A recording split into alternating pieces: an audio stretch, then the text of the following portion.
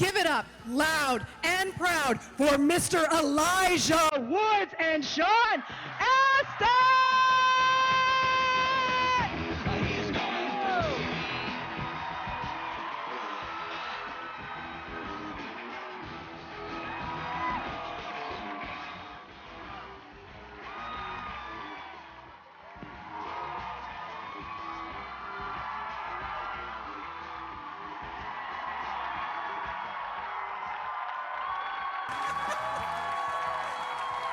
Hello!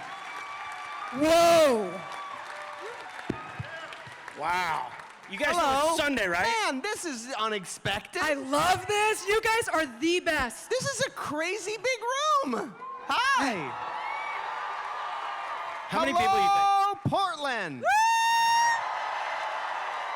I tell you what, I love your city. Yeah!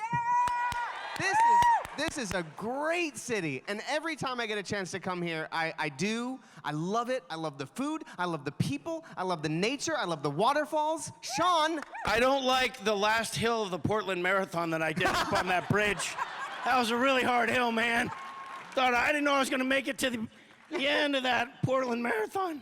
Rose City Marathon was awesome. You were going to get back into running. You were telling me a couple months ago. Is that, or have you decided to get back into training? Where do things sit there? I have set my sights. Now I'm a triathlete.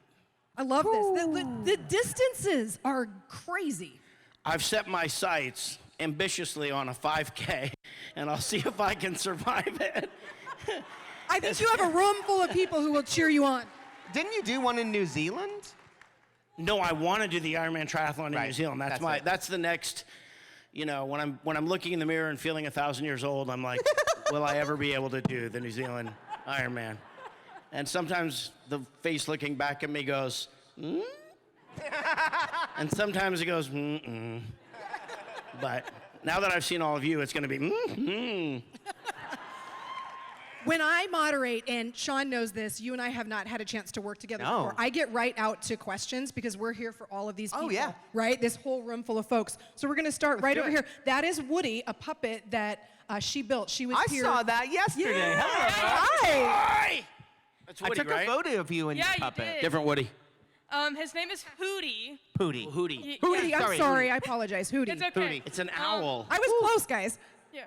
So, the first thing I ever saw you in, Elijah, was Dirk Gently's Holistic Detective Agency. And Cool.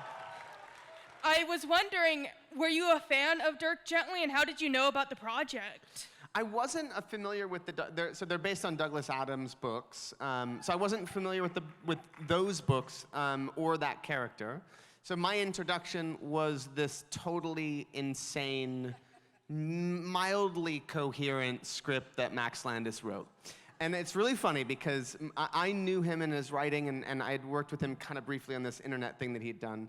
So I was familiar with his voice, but my manager was like, I can't make heads or tails of this. And I read it, and I was like, I love it. It's insane. And so that was my introduction, was the script, and then subsequently just sort of a real briefing of where they were going to take the character. A really smart adaptation, because they didn't specifically adapt the books themselves. They really took the essence of what Douglas Adams had written and then ran with it and sort of exploded it. And it was one of those things, and I've described this before, sometimes when or I find, when I read something, I'll have a moment where I'll know there's no turning back.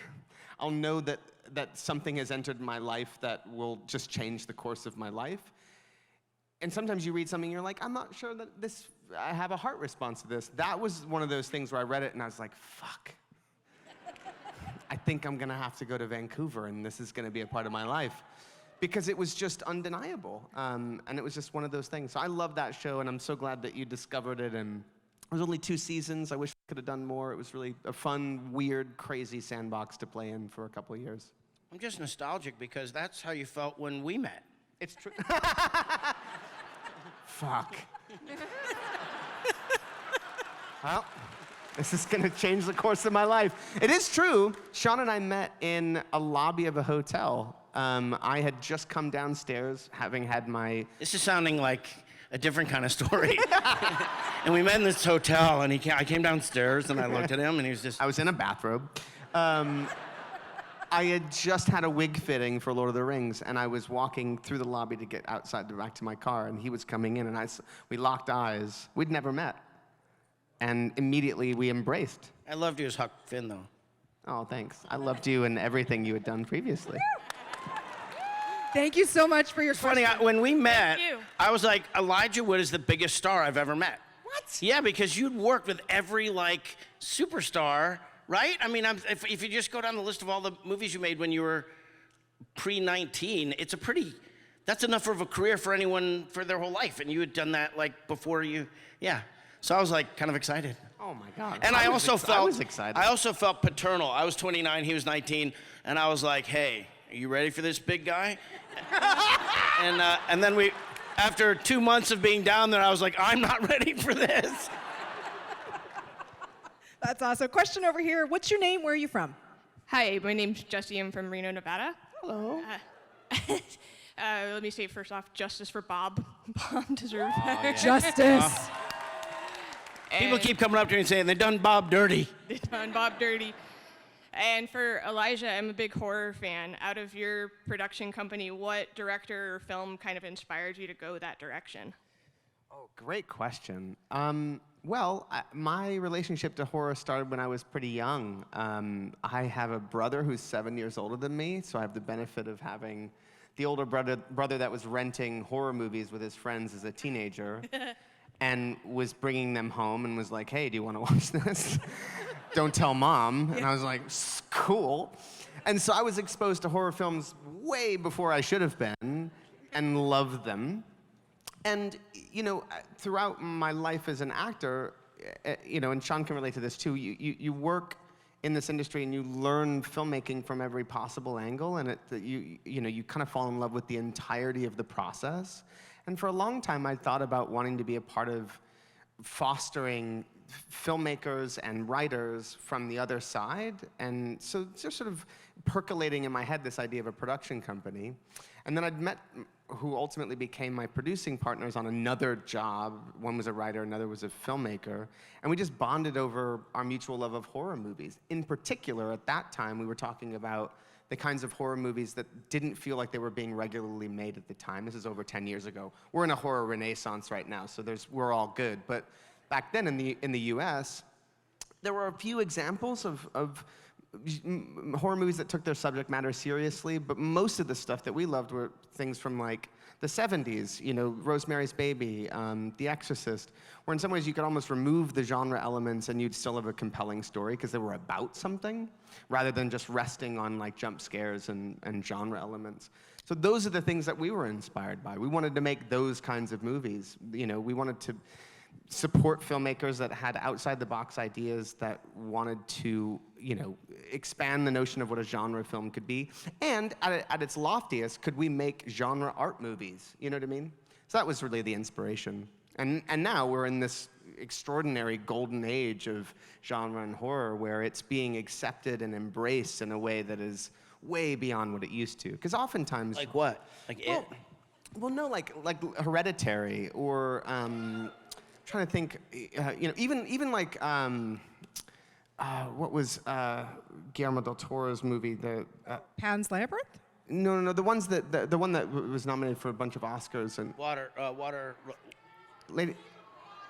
Lady in the Water. Shape of Water. That's it. Shape of Water. Gorgeous. So like, these things are being nominated for Oscars now, where they would have been. Because it was genre, it may have been sort of pushed aside, and that's what I mean.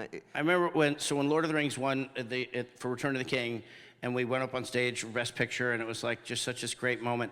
And then the show was over, and Spielberg, who had presented it, was standing there, and I was talking to Liv and him, and he said, "You guys did it." He says, "You did the thing, E.T. couldn't do it, Raiders couldn't do it, Star Wars couldn't do it." He's like, you made fantasy, this kind of critically acceptable. Yeah. So now, next up, horror. Yeah, I mean, it's genre and horror. It's like these things that, but the irony, of course, is that all of the great filmmakers, most of them, cut their teeth on genre. all of them. Jaws is a horror movie. So these films is what you can get funded. Right. Exactly. Exactly. Yeah. Awesome. Question over here. Hi. Hi, my name is Michelle. Hi. I am from Troutdale, and I am a high school librarian. Cool. What's a library? So it's always been kind of a secret wish of mine that, I'd meet a librarian and they'd be like, oh my gosh, you're so cool. We should totally hang out. Here's my number. And I know that's not going to happen. And even though there was a piece of plexi between us yesterday doing our photo shoot, I will be telling every student that I meet that I met Elijah and Sean. You did, though. We did meet. I was like, hi. I remember you. You told us you were a librarian yesterday. I think there's a few of us in here. Oh, okay. Maybe there's more librarians. Maybe libraries. Raise your hand if you're a librarian. Oh. I see two. There we go. One, Yeah, 2, 3. I think you guys are like like Aladdin giving a magic carpet ride. Like you come into a library and someone's going to take you on a journey somewhere. Yes. Okay, so my question for you is, when you were cast in the movie, had you already read the books, or you're like, oh crap, what the hell is a Hobbit? I better read these books. I wasn't quite there. So on that spectrum of, oh shit, what's a Hobbit, and I know everything about Middle-earth, I was somewhere there. So I knew, I'd read The Hobbit growing up and loved it. And so totally understood what Middle-earth was, understood what the world was, but had not read Lord of the Rings. I was like, I love Phantom Tollbooth. Milo and the little dog and the clock, and I love that. They're like, no, the Hobbits. I'm like, the what? The what? So I go to Barnes and Noble, and I said, do you know Tolkien? Tolkien. And he's like, Tolkien? I was like, yeah. He goes, yeah, come here. So we walk over, and he shows me the section, the Tolkien section, and it's massive. And my first thought, I go like this, I go, like, what else am I missing? Like, how did I get, I just finished at UCLA with a degree in history and American literature and culture.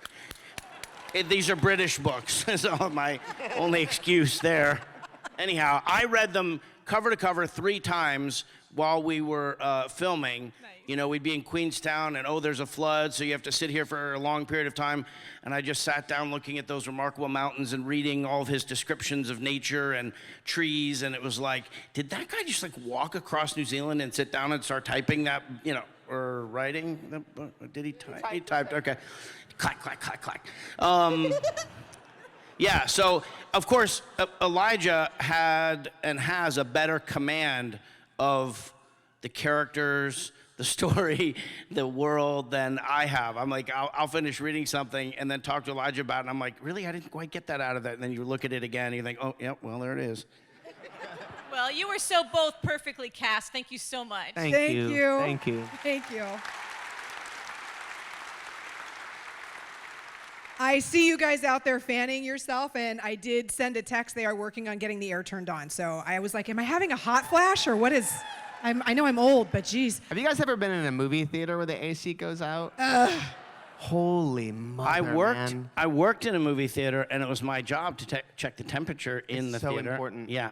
I was at if anyone's ever been to the Cinerama Dome in LA. So I was at the Cinerama Dome, I think it was opening weekend of Once Upon a Time in Hollywood, the Tarantino film. That's a 3-hour movie. And the AC went out. And my wife was pregnant. And I was like desperate to stay because I was so excited about the movie. And she's like, get me ice. And I was like, yeah, totally. And I ran down, got a bunch of ice. The ice machine broke. So I got like the last cup of ice. And bless her, she stayed. We went the whole thing. It was amazing. That's sweating. She's awesome. Yeah, I would have been like, she is awesome. See you later. You take it over. Hi, question over here. Hi, my name is Laura. I'm from Beaverton, and I'm a teacher. Yeah, bro. Thank you. I try. So I had the reading level of a 4th grader when I was in 7th grade, which is when Fellowship of the Ring came out. It made me want to read the book, and it raised my reading level 3 grades. So thank you for that. It made me a reader. And now I share that story with my 7th grade students to encourage them to keep reading. My question is, what is your most memorable fan story about the impact that Lord of the Rings has had, aside from mine, of course? Yours is pretty good. That's amazing. Yours is pretty, if it could have that impact on some people, I mean, the civilization's going to improve a couple degrees. To me, there are some people whose lives are in real turmoil. Their own emotional or mental health is in real turmoil, and there are things about Lord of the Rings, just some ideas and some of the language and the characters in the story that have really. If I had a nickel for every person who said to me that this it saved my life, I'd have a lot of nickels. Yeah, same. I mean, it's hard to pinpoint a specific story, but I did meet an actor. I worked with an actor who had struggled with addiction in his life, and he recounted his personal story of having read the books and really connected with Gollum and Smeagol, and that relationship to the ring and what it had done to him, and that helped him through his recovery, and that was like his guiding. Gollum was sort of his guiding light in that way. But that's one of so many stories. I mean, these books are, there's a reason why these movies connect with people and why the books did before the films. They're universal stories. There's something in there for everyone to connect with, from hobbits through elves. There's something. There's music in his language. Everything he's writing, you could just throw a dart at any chapter and read a paragraph, and it's like it's somehow been just divinely inspired. There's some even darkness must pass and a new day. We have to go home, Mr. Frodo. There's just sounds and ideas that connect in a magical way, and I think it goes like great music, right into people's spirits. Yeah, and even look at the Ents. Yeah. The whole story of the Ents is about nature prevailing over the modern age, and the degradation of the planet. I mean, that it couldn't be more relevant. My dad is an Ent. Oh yeah. Yeah, because you ask him a question, he goes, "Well, Johnny boy, I think that you go. I mean, you can go 6-7 minutes, and during the time he's reminding himself the thing he wanted to get back to. And he's into peace as well. So the idea that they go to war against their enslavers, really, right? Saruman. Is like it's going against what they really want to do. They don't want to fight. The Ents are my favorite. Yeah. The Ents are incredible. I agree. Thank you. Thank you for your question. Thank you so much. Hi. Question Hello. Over here. What's your name? Hi, my name is Pat Meyer. Hello. I'm from Dayton, Oregon, and this is my first Comic-Con. Welcome. When my daughter You are among Megan, friends, sir. my daughter Megan said you were both going to be here, I had to come. So I'm kind of stepping out of my comfort zone and really stepping out of my comfort zone here. But the reason I like watching Lord of the Rings the most is watching how 4 hobbits can go from being humble, beings in the beginning and fellowship, and they become unsung heroes of Middle Earth by the end of it, through that transformation that they make. And I love watching that transformation from the beginning to the end and seeing how they progress. My question to you is, from the time you had your first interviews and your first scenes being filmed in Fellowship to the end in Return of the King, do you feel that you two as a person and as an actor transformed in any way during those? I became very heroic. Very heroic. Anywhere you go, people say, he's very heroic. Have you seen him? Don't ask my wife and kids. They may tell a different story. I remember, so Peter was excited about first of all, thank you for that. It was a beautiful thing, and you're welcome in this space. This is a space where all are welcome. Well, you're welcome too. Sorry. I can't. It's hard to Thank see. you for that. These lights are blinding. But Peter Jackson was sort of saying that, we're basically roughly going to be shooting, kind of in chronological order. That was during rehearsal. That went out the window before the first day. But there was a big flood, and one day, not too long into the shooting, they're like, oh, we're going to go to whatever, this scene on the steps of Cirith Ungol, or something like that. That was way in there. And Elijah and I looked at each other like, I'm not ready. We're not ready for that. We go to Peter and we're like, because he was very accessible. We're like, listen, and he goes, you're fine. And then they came, and they put all the dirt on you, and they made the cracks in your skin, and they did this, and then you start reading the dialogue, and you're sort of like, yeah, I guess we can fake it? I don't know. You know, you just feel like it's a sort of a Zen exercise. I think all of us can be heroes or villains or cowards or champions in any moment in our lives, you know? So it was pretty great to be able to, let our characters kind of set that for us, and we just had to try and keep up. Yeah, that was an amazing moment, because there's a thing on a film called a wet weather cover, which is essentially just contingency for should there be inclement weather, you can go inside and film an interior scene. And we weren't really paying attention to what that wet weather cover was, and it was a scene from The Return of the King, and we're like, wow, this is crazy. But you're right, Peter was just like, let's sit down and talk about it, and we'll figure it out. It was, there was an amazing leap for us, because it felt like once we'd taken that leap, anything was possible. And we were like, okay, if we can do this, we've gone that far, okay, we've got this, you know. There's a story on the Goonies that I was talking about yesterday. The Goonies. Thank you very much. We love the Goonies.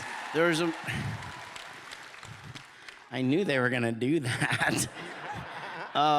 Where we were filming on the pirate ship, and Cary Green, who played Andy, was being made to walk the plank by Mama Fratelli, and they said cut, and they turned around, and she slipped and fell off the pirate ship, and it could have been really, really, really bad.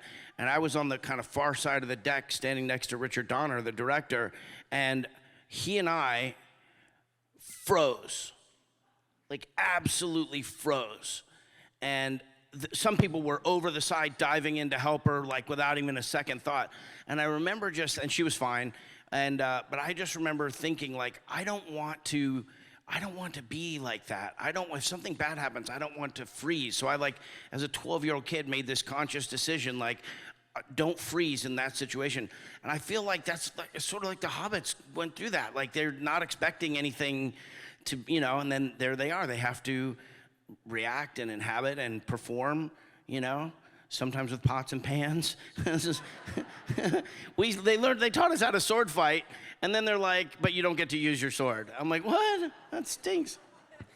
One real quick addendum to that too, because I think the other part of your question was like, is there something maybe that about your own journey that sort of mirrored that of what the characters went through? Because the characters go from one very innocent, comfortable place to very profoundly changed by the events. And I do think the time that we spend in New Zealand, certainly speaking for myself, I was 18, right? I had never lived away from home for any length of time. I went to New Zealand and became a man, and for all intents and purposes, whatever the fuck that means. But I grew up. You know what I mean? Half a man, halfling, sort of. Yeah, a half man.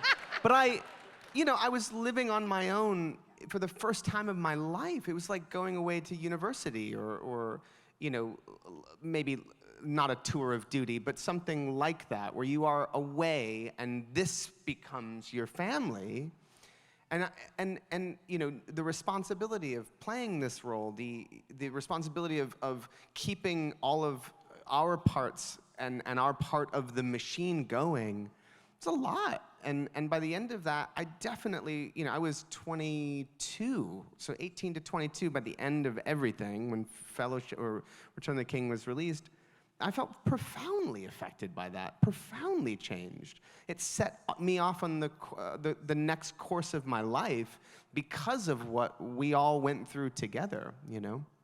It was a very profound experience. Yeah, I think you've just described everyone's experience who worked on it. Yeah. It was the hardest, it was the most fun, it was the most exciting, and it was by far the hardest thing I've ever done in my life.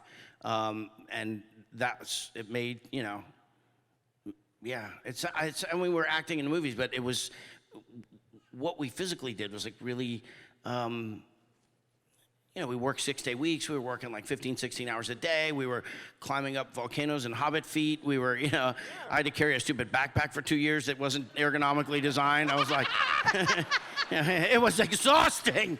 It was horrifying.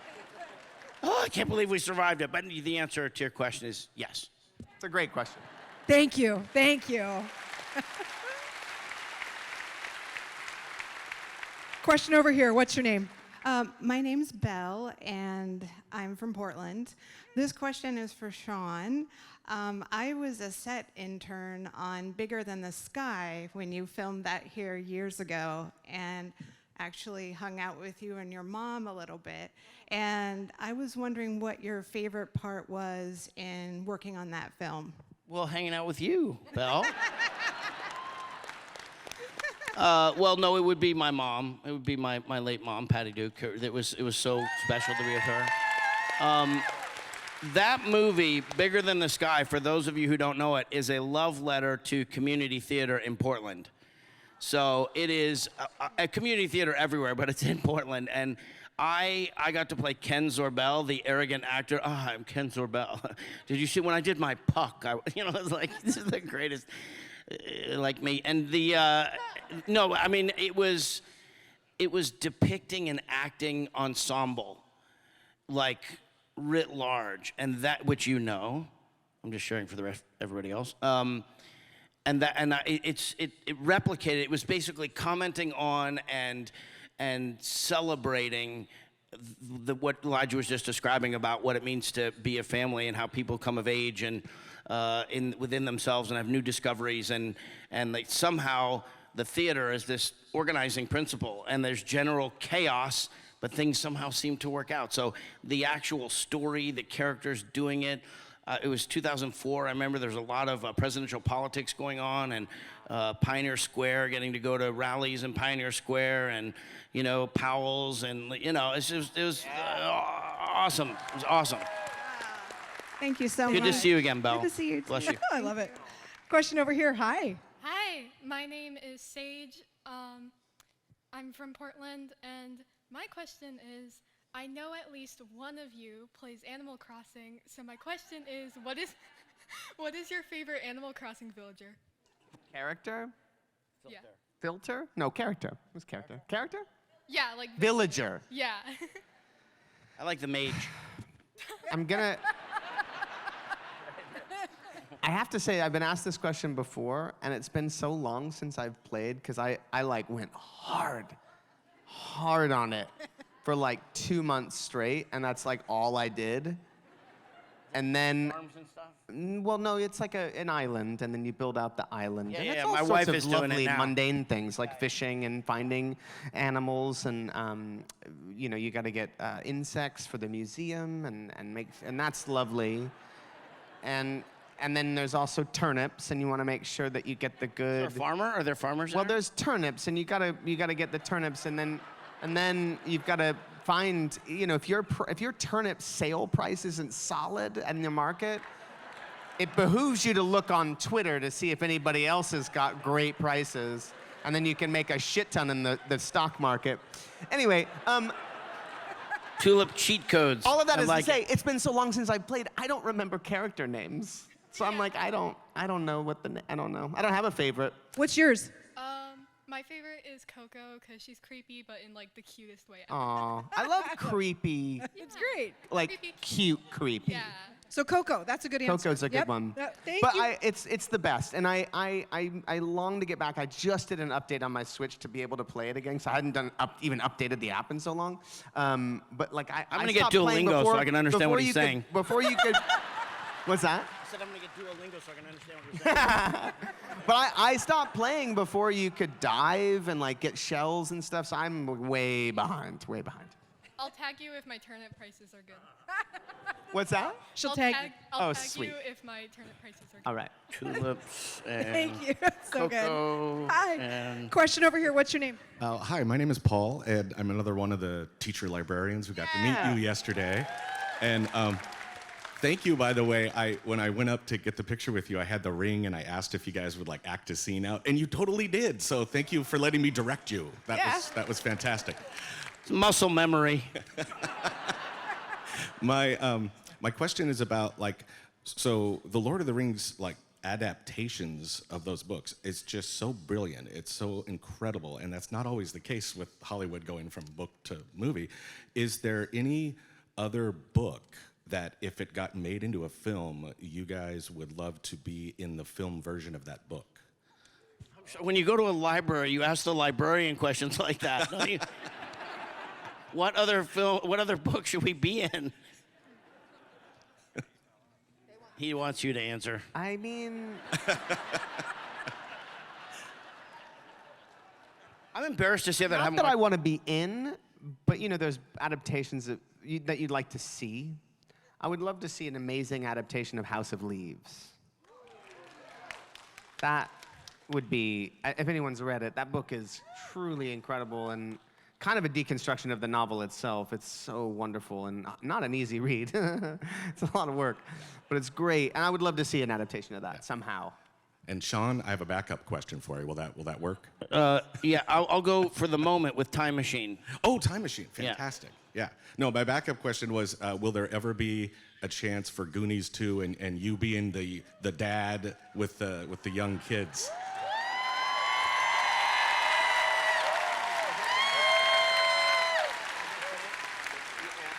Well, hope remains while the fellowship is true, something like that. It's absolutely possible. There's a lot of different. I sense that the Goonies fandom may finally be piercing the veil of the leadership at Warner Brothers and Steven, and they may start like doing cool stuff with it. I mean, people have been asking for it for years. As for me, you know, have doubloon will travel. You know. It would be amazing. I mean, the dream would be that they're all parents and that their kids get involved in an adventure. I mean, it's so obvious. Like, please. Yes. Well, so please. My kids are 25, 20, and 17. Yours are brand new. Not brand new, almost 3 and 8 months. 3 and 8 months. When they get a little bit older, you realize that you want to make the movie where you get to tell the kids why they're wrong. Right? Yeah. Role reversal. Thank you. Yeah, thank you. Question over here. What's your name? Hi, my name's Taylor. Hi, Taylor. I watched Lord of the Rings for the first time a couple of weeks ago. Fun. Yeah, and I saw you guys gonna be here, so I just have to ask: are Frodo and Sam in love? Like, did you play them as if they were in love? 100%. I mean, yeah. Thank you. You're welcome. Don't tell Rosie. Question over here. What's your name? Morning, gentlemen. My name is Gregory from Tigard. My question is, what were the biggest differences for you guys working with BBC as opposed to traditional Hollywood when doing things like Dirk Gently and The Color of Magic? Oh, well, real quick, the BBC that I worked with on, technically, it's only the name. They're not really affiliated with the proper BBC. So it's essentially like working with AMC Studios. So I can't really speak to that. Greg. It's Greg. Yes. There's nothing wrong with you. You're a good man, and I love you. But Color of Magic was a Sky News event, not BBC. But working in England was at Pinewood Studios with the you were at Pinewood? That's glorious. Yeah, it was incredible. It Talk was my about second Pinewood. time. Well, the history of that place and just Ghosts English of culture. the legendary films, James Bond, and all the Bond, and which all the original Star and we worked on the back lot with the big huge water tank, which was for a long time the biggest water tank ever before. Glorious experience. It was pretty great, and the actors, it was just this kaleidoscope of like brilliant English actors, and it's one of the favorite things I've ever done. When people ask me, aside from my kind of like the things that I'm most known for, what are my favorites, I say Bigger Than the Sky and Color of Magic. Like those are I'm so brought that up because it was Two Flower. Do you know what the Color of Magic, Terry Pratchett? It is so good. Normally, if we had longer time, I would read the prologue to you. It's like takes about 2 minutes to read, and it's the greatest prologue of any book. And Two Flower is the first tourist to the Discworld, and he's just so like wide-eyed, and he's got his picture box, and when he takes a picture, a little imp inside is trying to keep up with it, and yeah, it's so good. It's so good. So, and I was really skinny, and I was running all the time, and it's like, that's how I decide if I liked my experience on a movie, if I was skinny. So Lord of the Rings like, blew, you know. Thank you for your question. Although I will say that you were not as heavy as Peter may have liked you to be. Do you remember? Do you remember Jeremy? Wanting you to eat. Do you remember Jeremy, the makeup artist, Jeremy? Yeah. Okay, so Jeremy and I would go to the athletic center in Wellington. Wellington, the capital city of New Zealand, quite a small city. It's like a village. It's a hamlet, but it's a capital hamlet. And we would go to this thing, and coming out of it, some enterprising young photographer took pictures of us, and it was on the cover. Imagine the Washington Post, you know, with me coming out with a 10. It would not look right, you know, but it was on there, you know, Sean Astin scene coming out of a thing, and I was instantly petrified, with good reason, because coming onto the set the next morning, Peter was there, and he had it up on the monitor, and I was like, "Hey, Peter," and they call candy lollies. More lollies for Mr. Astin, please. More lollies. And he looked at me, and then he didn't like that. The best was in the Osgiliath ruins when we get that great speech, and Frodo is lost, and we fall down the stairs, and he takes Sting, and he's like out of his mind. He's gonna kill. He's like got the Sting at Sam's throat. Do you remember this? You're gonna remember in a minute. I will. You're gonna remember in a minute, man. He goes. Peter's, you know, the camera's here, and Elijah's there, and I'm like, oh, my back, you know, and Peter's like, put it under his chin, and Elijah goes, which one?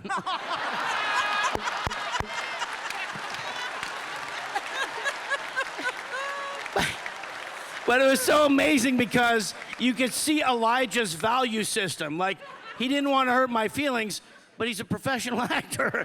So.